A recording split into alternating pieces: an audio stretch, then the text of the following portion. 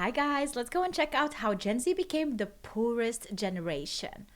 Almost everywhere online, you'll notice videos, articles, and news clips talking about Gen Z becoming poorer. And we've even done so on this channel before too. But oftentimes, you'll see people say it's because Gen Z are lazy, entitled, and not having enough children or families. We see population collapse looming over the horizon. I think it's just like a mixture of everything. Education being really long, not getting like having to spend your whole 20s, even starting your 30s with getting a career, not earning enough money to even raise a family, not being able to afford anything even though you work hard. You know, you cannot own a house, you cannot own anything today. So I think it's a multi-factor, like it's not just one thing. They warn about what's to come when there just aren't enough children to sustain the coming future. Is this all just because Generation Z supposedly wastes all their money on morning Starbucks and owning an iPhone? Well, it doesn't take long to realize that this is far from the truth, and is merely a band-aid type reasoning over the massive gaping wound causing Generation Z to become so much poorer than other generations. So are Generation Z, an entire generation of people around the West, just really that lazy if they physically can't work more than 12 hours a day to sustain a life? How is it that in the past you could really just get a job through an ad in the local paper on only a high school diploma, and by living off a regular normal salary you could have a big house, a stay-at-home wife, with 3 children, all sustained by just one salary at your normal job? What has led to this giant disparity in such a short time span where people can barely survive today, where the living conditions have become so much worse? Why does it appear that to live a normal life now is just so out of reach for most in Generation Z? And what effect will this have on the future? Well, to better understand this whole situation, we need to go back in time to compare the life of a regular person to someone today.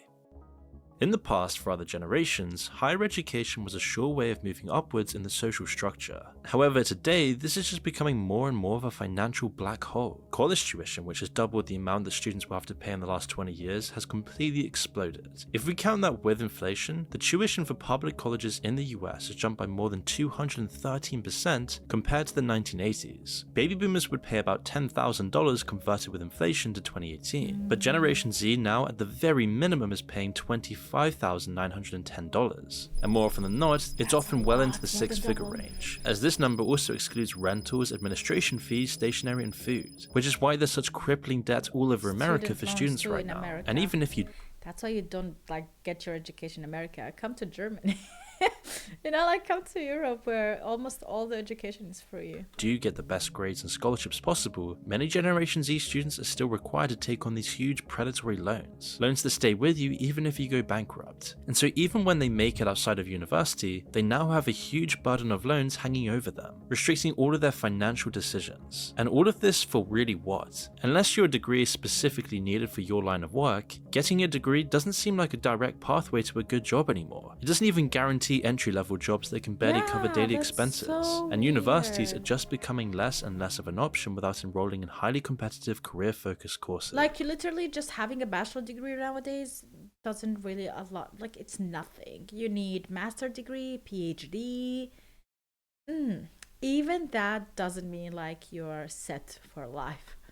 As Gen Z entered the workplace, it was a culture shock to be expected to do jobs that didn't suit their idea of what working would be, as now most companies need work experience, and if you're fresh out of college, this is almost impossible. I mean, despite abundant claims of job openings, finding work has become harder than ever. The news will always tell you that companies today are struggling to fill positions, and yet countless people in Generation Z specifically can never seem to find a job, even if they send out dozens or even hundreds of applications without a single interview. Decades ago, this was never the case. Even during job shortages, getting hired was much simpler. Advice like dressing well and filling out your CV was often just enough. Even just asking for a manager's time often worked. Persistence led to success. But today, this approach is much harder. One major shift is the rising bar for entry. Before 2000, a college degree almost guaranteed you a good job. For other generations in the past, this was just a given. It was why you went to university. But for the first time ever, this isn't the case for Generation Z. Instead of companies competing for graduates, now a degree is the bare minimum for them. Employers now focus on the top few % of candidates, while most roles require years of experience even for entry-level jobs. The internet has also transformed hiring. In the past, companies recruited through local events, word of mouth, or physical job postings, limiting competition and making hiring even more personal. Today, a single online job listing can attract thousands of applicants instantly. With no need to apply in person, people people send out applications en masse, Yeah. creating a numbers-driven process that favors quantity over quality. This also mirrors trends in modern dating too for Generation Z, where technology has expanded competition, turning personal connections into data-driven interactions. Both industries now set higher standards due to the illusion of endless options, leading to dehumanizing experiences for individuals, and making it that much harder for Generation Z not only to create a family, but even have the money to support one. And then in recent years, automation only made it that much harder. Application tracking systems, otherwise known as ATS, is used by nearly all major companies to filter candidates based on criteria like keywords, experience, or location. Originally designed for simpler tasks, these systems now reject applicants automatically for failing to match specific parameters. Many CVs are just discarded without ever being reviewed by a human. So To stand out, sad. applicants must tailor Because you can have an employee like on paper that fills all the needs that you want, but when you meet them in person, like they are lacking this thing, this drive, this charisma, this whatever it is that it actually could help your business. That's why I don't really like this. I don't understand if it is like the first phase and then the second phase is like one-on-one, but by that process you already could have eliminated some people who would really fit perfectly with you. You know, you would vibe with them, because I think that is also really important. their CVs to each job posting, mimicking keywords and avoiding formatting issues that could confuse ATS software. This tedious process leaves many feeling demoralized, especially when rejection emails It's just like, become honestly, it's literally the same with dating. Like, you have it like good on paper, but when you meet and you don't give a chance to someone who just like doesn't look specific way on camera or whatever like you want, and then you just lose. They could have vibes so well together, but they never had the chance to meet in real life. normal, and yet at the same time you see on social media all of these rich millionaires living it up in places like Dubai. Even Such a with the lie. widespread use of All of this ATS, is the a hiring lie. process remains overwhelmed. AI is making these systems that much more sophisticated, allowing companies to further automate hiring while removing human judgment. This efficiency-driven approach reduces applicants to mere data points, stripping away opportunities for personal connections. The result is a hiring landscape that feels impersonal and unfair. Also While job personalization, hunting has always honestly. been challenging, the rise of Missed top automation talents. heightened competition, and unrealistic standards have made it far more dehumanizing. Before, you were given an opportunity to have an interview face to face to at least give the employer a good impression. Exactly what I just said. This is now only merited if you're selected for an interview at all. Data is the deciding factor amongst all, and any good explanations for any shortfalls in your CV fall through the cracks and are shifted to the rejected pile. There's even systems now It's so dehumanizing, right? Like, you're just data. Your whole existence is data. Like, more stuff on the paper, and that makes you a candidate. That's really sad. that only pick up on certain words which might keep your application in the run. But again, the competition is fierce. Even the format of your CV can count against you if their automated system is unable to read it. Then there's the problem with advertising jobs that are just no longer active. As per company policy, while they already have an applicant in mind, they still have to advertise. Or perhaps they fill the position but don't take the advert down. And if by chance you do get selected, you'll then be subjected to a questionnaire designed to gauge your submission to authority, as companies now want to hire people who will not challenge their expectations and restrictions. And if this couldn't get any worse for Generation Z, it seems like AI is looming in the distance to replace many jobs.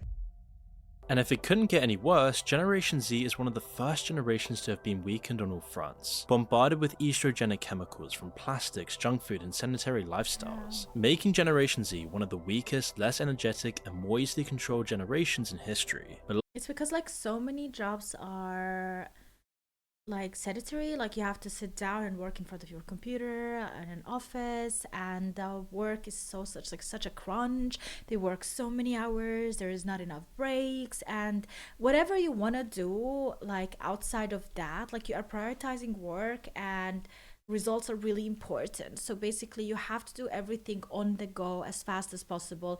You tend to eat a lot more bad food, junk food, fast food. You tend not to exercise as much because you literally have to make time for it and prioritize it, and you cannot because you are so busy with everything else. And in the free time that you have, you are trying to be a normal human being, having some type of a normalcy in your life, whether dedicating it to your family, friends, or yourself even, you know. And it is really hard. Everything that makes you a normal human being needs to, like, you have to get out of your way to do it and prioritize it. It's even more work, and it's sad. It is. That's what how I feel sometimes too. Luckily, there is some hope, and that would be NMN. That's nicotinamide mononucleotide, a derivative of the B vitamin niacin, which is known to dramatically improve health and longevity by serving as a precursor. I don't know. I don't trust these things. I think you just need to like work on your diet, work on your exercise. It's so simple. Eat better, exercise, and that's it. You really don't need these things. To NAD+, a compound that plays a crucial role in energy production, muscle regeneration, metabolism, and gene sleep more, you get more energy expression in the body. NMN works by replenishing diminished NAD+ levels, which naturally fall at a rate of about 1% per year. A 50-year-old person, for example, has about half of the NAD+ they had in their youth. Now, rather than me try to explain it, I'm going to let the doctor that discovered it explain it, with a clip from the Joe Rogan Experience. What is NMN? Good question. So, from deterioration and disease, they're like the Pentagon. They sense when we're hungry, sense when we're exercising, and they send out the troops to defend us. And so we think that these genes are responsible for the effects of dieting and exercise, which is great. What that means is we can now mimic that with molecules. This thing has been dubbed the limitless pill and can take 10 to 20 years off you. It's like the fountain of youth in a bottle. But the FDA... Yeah, but like, I don't like the idea of like, don't exercise and don't diet and just take these supplements. I don't mind taking something extra, but doing the actual physical work and the simple things that are proven through the existence of humanity that they are working for us, you know, the natural way. I don't think you should eliminate that and make it a replacement. FDA, they're trying to keep it away from us. Why? Because a healthy, strong population is harder to control. The FDA is attempting to change the status of NMN supplements to be classified as a drug, which would allow pharmaceutical companies to control it. This move is not based on the efficacy or safety of NMN, but is aimed at cornering the market and taking the supplement away from you. A weaker population is, after all, easy to control, meaning that you should get it now while you still can. And Black Forest supplements can help you out with that. And since they're the sponsor of this video, we have an exclusive offer for you. If you go to our link in the description or pinned comment, then for the next 48 hours, you can buy 2 and get 1 for free. So stock up now while you can. Wages have flatlined for the past 20 years. Of late, the average hourly earnings of employees in 2024 is the same as that of 1978, and that was during a bad economic down period. And so while living prices, real estate, just your normal expenses have shot through the roof, the income you receive really hasn't changed at all. This means there's far more restrictions in place that make it that much harder to live independently. And that's why today we're seeing more and more people in Generation Z living with their parents for as long as they can, not because they want to. In the year 2023, nearly 45% of American adults who are 18 to 29 years old are living with their parents, which is the highest rate ever since the 1940s. This used to be something that was completely foreign for people living in America, and now it's just becoming normal. In fact, in the UK... I mean, to be honest, it's like really normal in some Balkan countries. It's also normal to live with your parents in Arab countries. It's just a way of life. In Turkey as well, I feel like it's a way of life and living. Americans are not used to it. Germans are not used to it. Like, they go out of their house, of their parents' house, as soon as possible. But yeah, in America especially, I feel like when they become students, like, they immediately are out and they never go back. In Balkan, it's like the opposite. Like, you stay as long as you can. There is no rush. Parents want to have you in their house as long as possible, because they think also, like, when we grow older, you're gonna take care of us. Taking care of your elders is a thing in Balkan countries. I noticed that in Germany, when the parents get older or grandparents, the kids or the grandkids don't really take care of them. Government does. So yeah, it's different. 1 in 3 males and 1 in 4 females in the 20 to 34 age group still live in their parental homes. The cost of food on average was about $4,500 per year per person between the years 2000 and 2010 for millennials. But Gen Z is now looking at 22% more at about $5,500 per year per person. So with all these financial problems set in place, with debt crippling Generation Z, it completely limits them in starting a life for themselves, pushing back the time that you get married and start a family of your own, just because you're still not even able to live independently at this point, as it's simply not affordable. And while 2 salaries in one household should at least sustain a couple just starting, it often doesn't because both incomes are so low and the options are so limited. Added onto this, the rising rental costs that we've all seen. It's clear to almost everyone now that housing affordability has dramatically changed over the years. In the 1970s, the average cost was about 20. It's literally my dream to own a house. My dream, and I think it's the dream of so many of you. Is that a dream that is possible for me? Maybe if my channel ever blows up. Otherwise, I don't think so. Otherwise, I mean, I don't think I will ever be able to own a house unless something changes with my career, because this way, say goodbye to that. $3,000 for a home, which today, taking into account inflation, would be about $150,000. But today, homes now average at about $400,000. This is almost 3 times as much. This is why baby boomers had almost no problems buying a house. In just a few years of having a job, they would easily be able to afford a home. It was extremely affordable to what they earned, living costs were reasonable, and homes were not really in demand, making it a perfect market. They also had the exposure of a simpler time. They would help their parents fix their homes and get a better understanding of maintenance. And then by owning up all these homes, their net worth has exploded in recent years at the same time. But of course, for people today, it's the exact opposite situation. Now, the general rule of thumb has always been that you could eventually afford a house if the monthly payments were 30% of your monthly income. However, today, this isn't really that possible. Most end up with 50%, leaving little money left to even survive. Owning a house also comes with insurance on the house and the responsibility of fixing anything that needs fixing. Yeah, and like owning a house is not only money consuming, it's time consuming. Like, it's very hard to own a house. Maintenance is along with a crazy. bunch of taxes added on. And as the population exploded, so too did the demand for houses, making this a seller's market, eliminating most normal people's options of buying a home until they're at least 50 years old, leaving them paying rental costs for someone else or never having anything to show for it. Landlords know they can put up the price, and with so many potential occupants, they don't need to keep rental costs low. Even renting now comes with a list of add-on fees that most Gen Z just don't take into account, leading to people sharing homes in an attempt to afford them but still not making ends meet. And it's hardly a surprise. I mean, the average rent in places like New York alone we are all working for this dream of life where we have this freedom, our own space, peace, and like we die before we even accomplish it. $4,000 a month, and that's without the bills and water costs, meaning that a salary of $100,000 in some cases isn't even enough to be sustainable. Now, as unreasonable as that sounds, it's a harsh new reality for many people in high cost of living cities in the US. And for the most part, Generation Z are feeling the brunt of this, starting at the bottom of the ladder with the most debt and the least amount of possibility to get paid so much. And with inflation on top of this, it almost feels like to be in Gen Z and build any real wealth, it's just a never-ending battle not to go into debt. In the last 2 years alone, inflation has severely reduced purchasing power. We have 86% less power compared to baby boomers. To pay for basic needs like groceries, gas, and utility bills, most have to choose often between saving more or discretionary spending.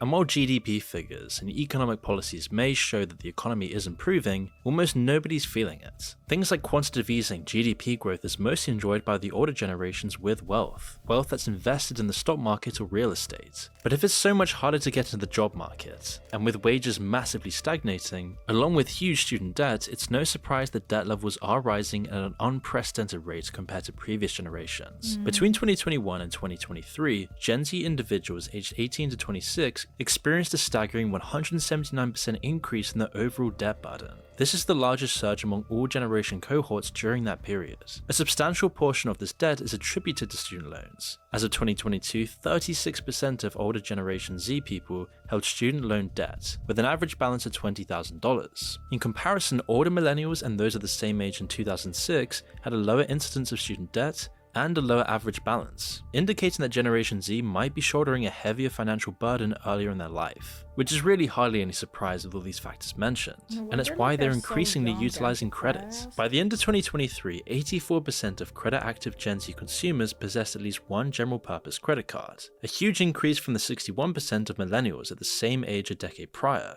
And this comes with higher interest rates on these debts, suggesting that many in Generation Z are very much struggling to manage their debt obligations effectively. So with all this considered, when people say generation are just more lazy than other previous generations, there's a lot more to this than it first seems. It's not laziness to have a coffee and an iPhone, or to not care about your job if you can't even afford to survive.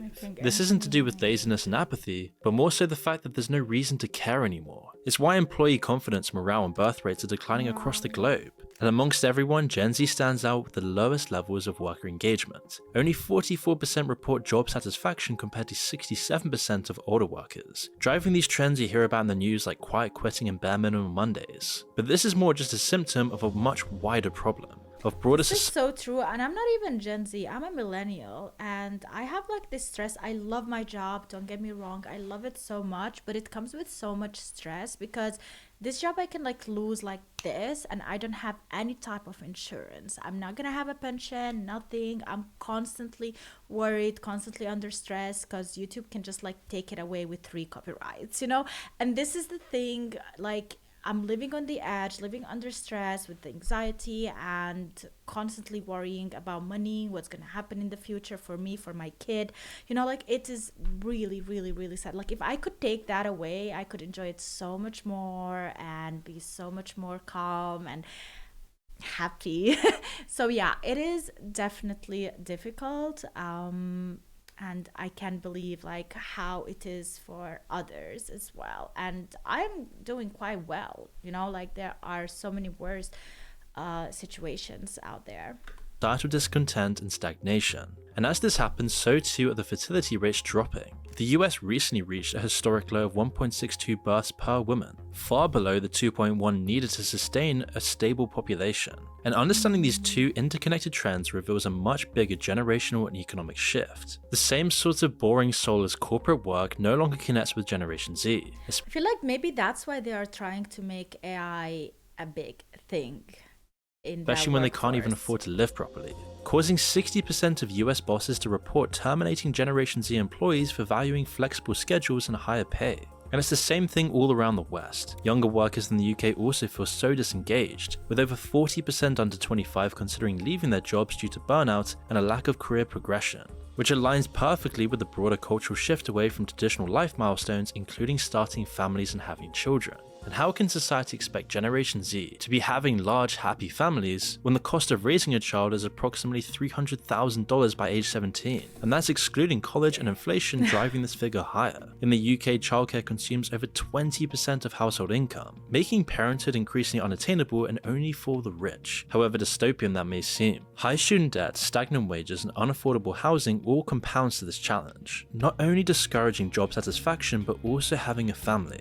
It's why only back in 2003, 83% of people expressed a desire to become parents. But today, that number has now dropped down to 51%. All of this is compounding to something much greater than just Generation Z. This isn't just about Generation Z being lazy or whatever that means. The economic impact of all of this is going to be significant. Fewer young people entering the workforce exacerbates labor shortages, already visible in aging societies like Japan, where nearly 30% of the population is over 65. This imbalance increases financial pressures on workers, inflates taxes, and reduces benefits, further destabilizing economies. Businesses then face shrinking consumer bases and rising costs, slowing growth and threatening long-term stability. Efforts to reverse these declines, including family incentives and generous parental leave policies in nations like France, Japan, and Taiwan, have seen limited success. Cultural and systemic barriers persist, emphasizing that financial support alone can't resolve these issues, and Generation Z's emphasis on work-life balance, mental health, and flexibility has to be incorporated into policies and workplace strategies to foster greater engagement and address underlying challenges. Because if Generation Z are not making it on their own, how could they ever afford to support a family?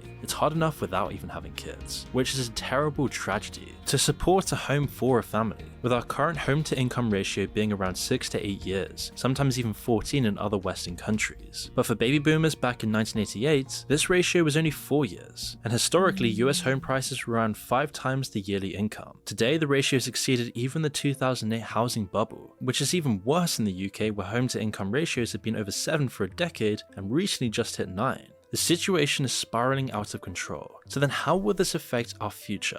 Could this really be the start of a population collapse? Well, you see, here's what the US looked like in 2023. Instead of a large population of kids waiting to replace the adults as they get older, the opposite is now true. Even though child mortality has fallen drastically, 50 years of falling birth rates have done their damage, and there's now far more middle-aged and elderly people than children. So what's this chart going to look like in another 20 years? While we can pretty accurately predict the shape of that chart, the reality we're all going to be living in will be a lot more shocking. Aging populations and population decline present a massive problem for societies, but we don't need to imagine what these problems will be, as we can already see it today. It's now predicted that over 20 developed nations will see their populations halve before 2100. The overall historical effects of this will be the same as with the plague. Sure, our grandchildren or even our great-grandchildren can enjoy the benefits, but for us, we're going to have to deal with the immediate fallout of demographic collapse. It means we'll likely see governments try to squeeze all the work they can out of their people to deal with the scarcity. Corporations and governments will push for Korean-style working conditions and hours if they think they can get away with it. 18-hour work days all day every week. And it's something everyone's going to have to fight back against if we want to prevent this. Now, every generation has undoubtedly gone through hardships far worse than what we see today. Men being conscripted to fight in the trenches for years, never-ending wars, never moving anywhere. Plagues, rations, Great Depressions, war would make anyone of the past scoff at any of our struggles today. But no issue recently has been so existential to the progression of humanity as this. It's why no matter what, you'll see those in the top of governments and corporations frantically worrying about the coming population collapse. People are below the replacement rate in all 50 states of the US, even Mormon, Utah, the average woman has less than 2 kids. Iran is below that, Italy way below it, South Korea. Japan's in but total it's turmoil. all these it's all these very different types of societies. And yet to truly address this, we have to look at the root causes, most of which is coming from these exact issues, making Generation Z that much poorer today relative to any other time in modern history. Poor Gen Z and whatever gen comes after it. Yikes. Let me know what you think about this in the comment section, guys. This is terrible.